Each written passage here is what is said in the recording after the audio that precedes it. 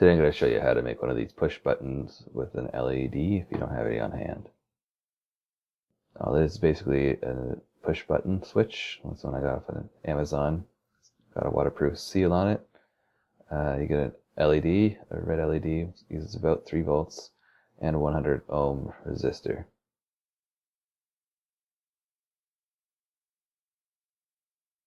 The LED has a short terminal, which is the negative one, and that's where the resistor is going to connect to it, sort of like that. And then the push button switch terminals, either one can be the negative, they're both the same. This diagram is roughly what it's going to look like in the end with the 3 pins it's going to connect to on the Raspberry Pi board.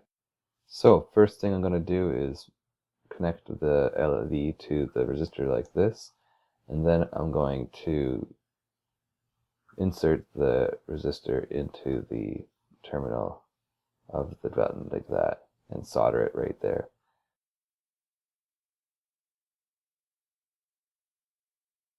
You'll have the end of this resistor here for the negative terminal.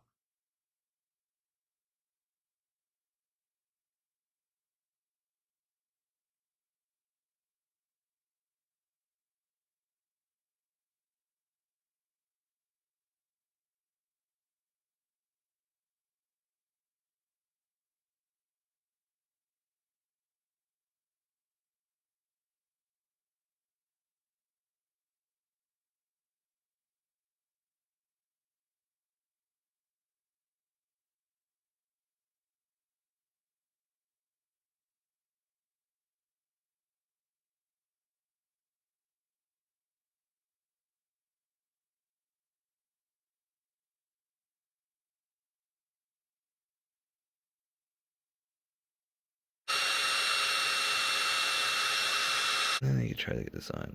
There we are. So now I've got it overlapping a fair bit, which is good. And then I'm going to heat shrink this as well.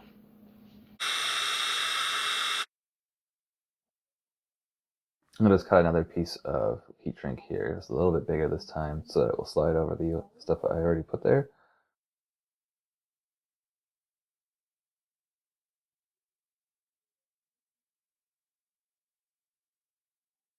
Once it's on, we're going to solder on the other end of the resistor to the one end of the button switch.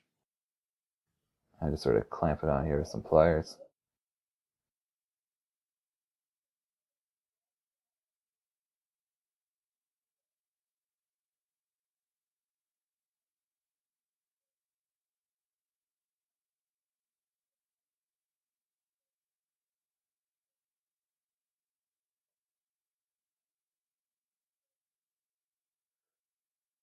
Now you're going to slide the heat shrink over the terminal that you just soldered.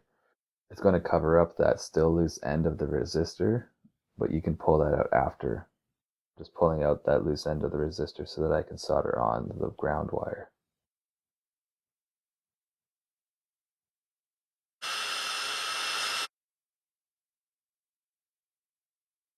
Now that we have all that assembled, we're ready to cut the wires and solder them on.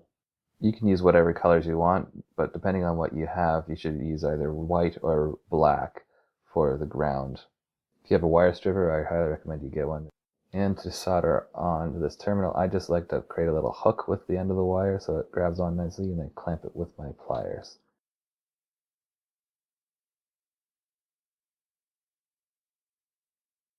In general, I recommend that you use some kind of connector like a JST. I don't have that on hand, so in this video, I'm just using regular wires.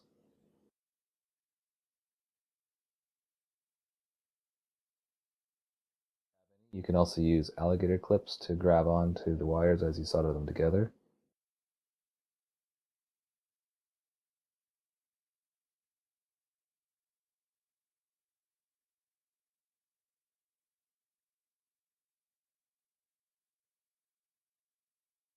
Or you can just freehand it like this.